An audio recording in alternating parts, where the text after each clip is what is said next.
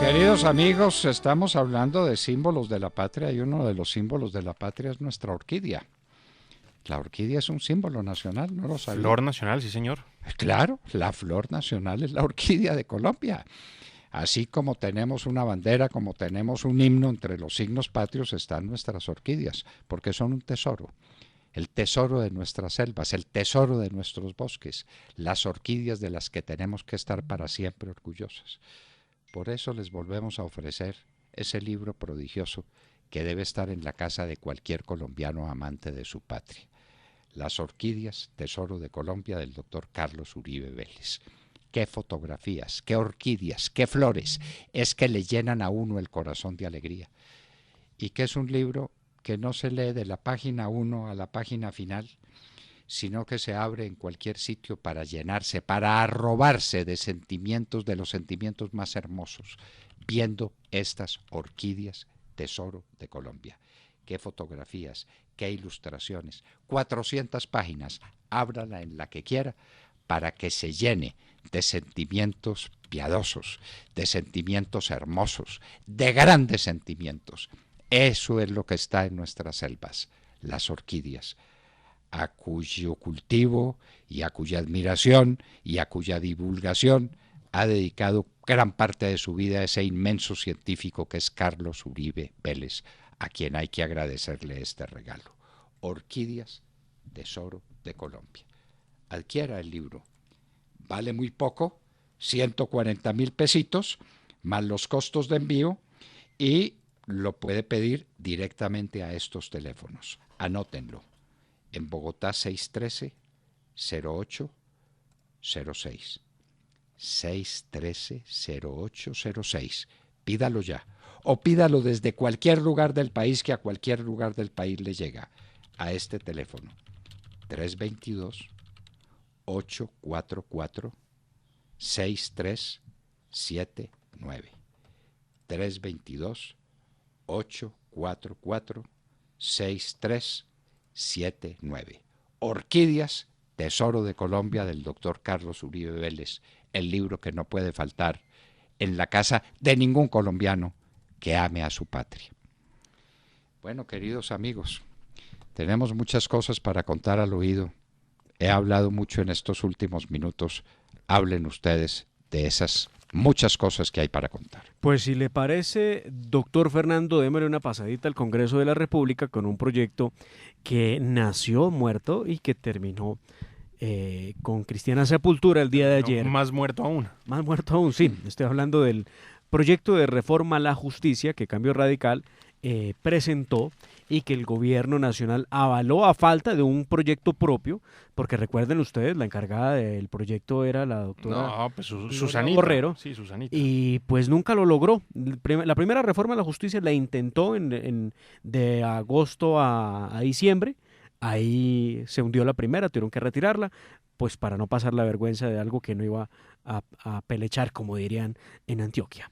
Y luego viene esta otra reforma a la justicia que la propone Cambio Radical, el gobierno la apoya y también termina por hundirse por falta de tiempos. Pero además, doctor Fernando, porque en el fondo el debate de la reforma a la justicia no tenía nada de reforma.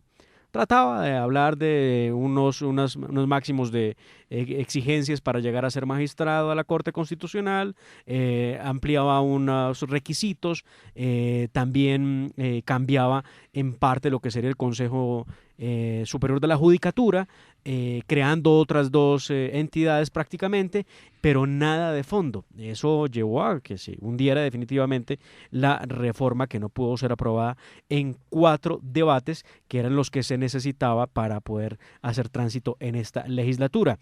No sirvió de nada el apoyo del Ministerio de Justicia.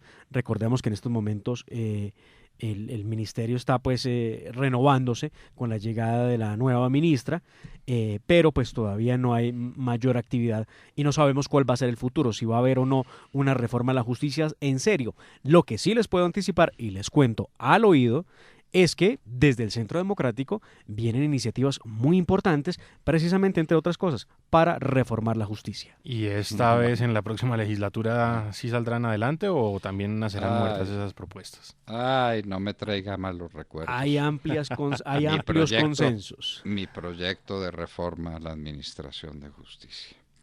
Vaya pregunte por qué se hundió. Vaya pregunte, nos hubiéramos economizado todas estas cosas.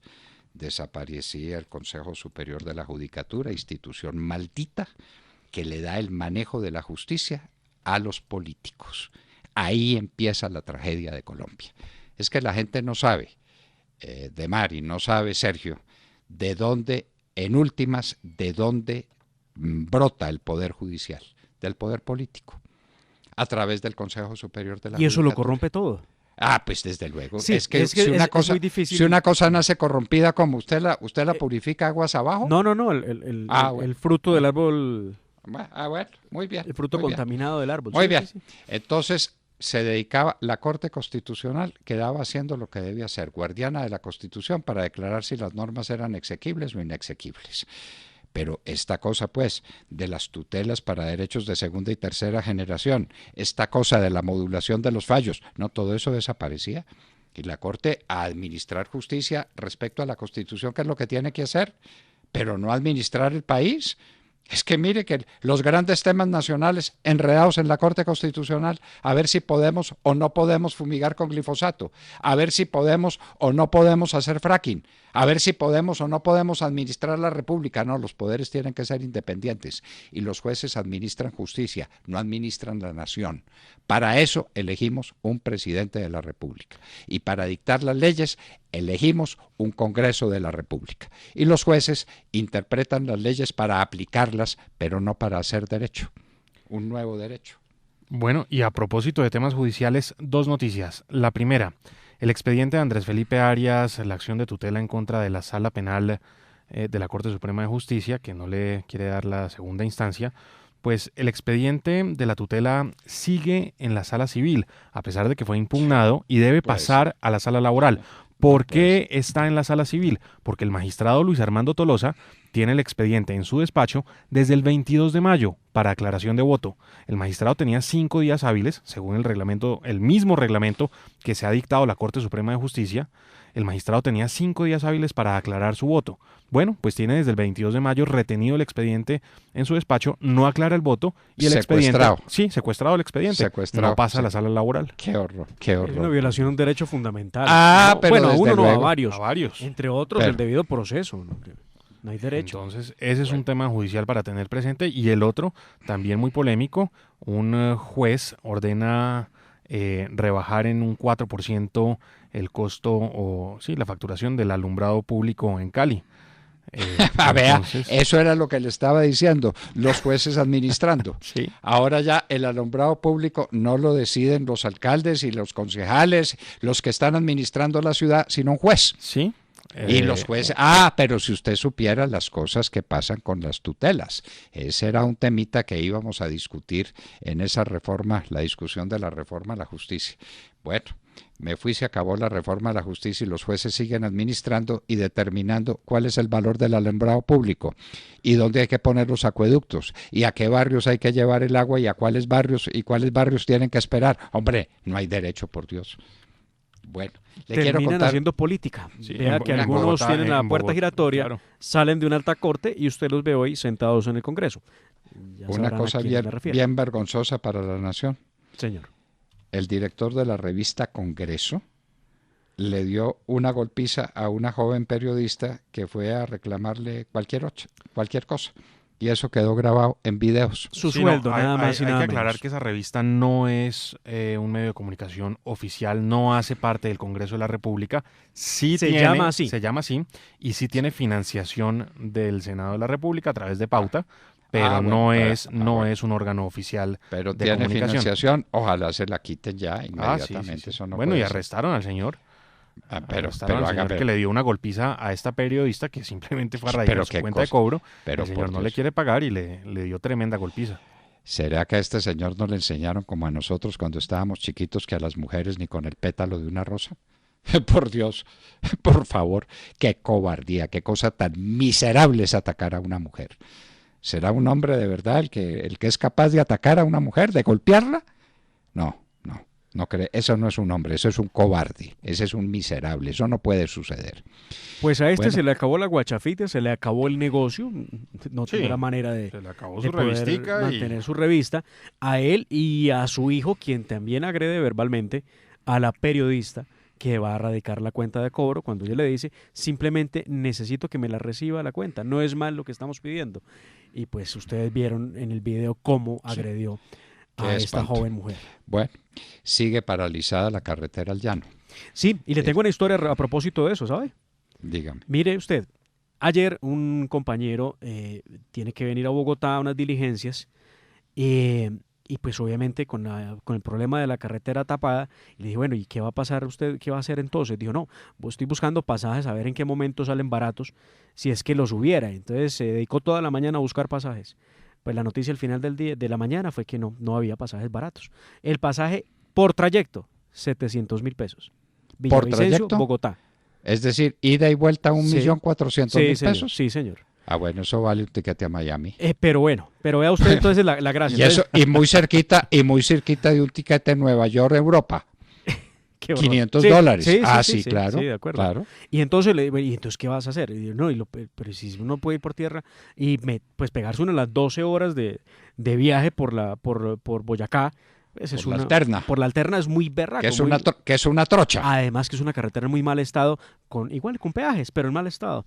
Entonces logró encontrarse un vuelo a Yopal. Yopal, Bogotá. Ave María. ¿Y ese, Oiga, y ese cuánto pero vale? esto es kafkiano, es una cosa increíble. 170.000 pesos Yopal, Bogotá, el trayecto, pero le tocó andar 250 kilómetros ayer para poder llegar a Yopal, tomar el avión y llegar a Bogotá. Claro. Ah, para tomar avión. Claro, Claro, no había claro, otra, claro. sí, no había otra opción. Era eso, gastarse 4 horas, 4 horas y media, 5 horas en carro para llegar a Yopal, coger el avión y llegar a Bogotá, o era gastarse 12 horas en un bus que los llevara por la vía alterna para llegar a Bogotá. Muy bien. No, hacen imposible que la gente pueda vivir. O sea, Bueno, el tema es que le se está cuento- encareciendo todo lo que viene de la sabana de Bogotá y que llega hacia los llanos orientales, Y- frutas y, viceversa, verduras, Y viceversa. se está encareciendo. Le cuento que en la Argentina sí insisten en luchar contra la corrupción. Cristina Fernández asistió por tercera vez a lectura de cargos por corrupción. Allá la tienen enjuiciadita. Aquí a Juan Manuel Santos nada. Y aparece Roberto Prieto y no dice una palabra sobre Odebrecht. Y ahora aparece otro, un señor Moreno, y entonces no se sabe nada de ese proceso. Y Juan Manuel Santos llegó a la presidencia de la República con trampas de la Fiscalía, con el famoso proceso del hacker, ¿se acuerdan ustedes? Claro. Muy bien, y con trampas de plata. Todas las platas. Pregúntenle al ñoño finalmente qué fue lo que hizo Juan Manuel Santos con él y cómo fue ese intercambio de favores entre los dos. Y a Juan Sí. Manuel Santos no le pasa nada. No le pasa nada, pero yo creo que se le va cerrando el círculo poco a poco. Fue condenado o aceptó su responsabilidad Luis Miguel Pico. Él fue viceministro de Sergio Díaz Granados. Recordarán ustedes el ministro de Comercio. Bueno, este Claro, y miembro viceministro- activo del partido de la U, fue Sí, director, también, presidente. también fue viceministro de Agricultura, pero lo condenan por hechos que ocurrieron cuando era viceministro en la cartera precisamente de Comercio. Era el segundo a bordo de Sergio Díaz Granados y lo condenan por gestionar para el ñoño Elías una reunión precisamente con Sergio Díaz Granados para que se discutiera el tema del contrato de estabilidad jurídica de la Ruta del Sol. Acepta su participación, recibió 50 millones de pesos por gestionar esa reunión y yo ¿Cómo le creo que se le parece? empieza a cerrar el círculo. La pregunta que queda aquí es si Sergio Díaz Granados también va a ser llamado a responder en algún momento. Déjeme así. Bueno, le cuento que ustedes recuerdan pues que Chávez hizo toda su campaña política en Venezuela, desde Venezuela, comprándose el favor de las islas del Caribe, lo que llaman el CARICOM, de Cuba, por supuesto, y de Haití. Sí, lo que Pues, usted ha dicho, los resorts con bandera. muy bien, pues ahora la cosa es en Haití.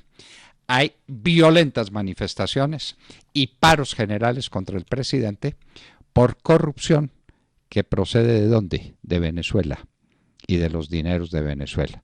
El voto de Haití, comprando el voto de Haití y comprando el voto de esos resorts con bandera. Y resulta que la OEA está paralizada, Almagro no puede ser reelegido y no podemos tener un organismo internacional por estos resorts con bandera corrompidos por el señor Hugo Chávez y por el señor Nicolás Maduro, con el petróleo de Venezuela, con la plata de los venezolanos que tienen hambre y por eso, por hambre, se vienen para Colombia o para cualquier lugar del mundo. 4 millones de venezolanos han salido por hambre. Por hambre. Nadie deja su patria por una razón distinta.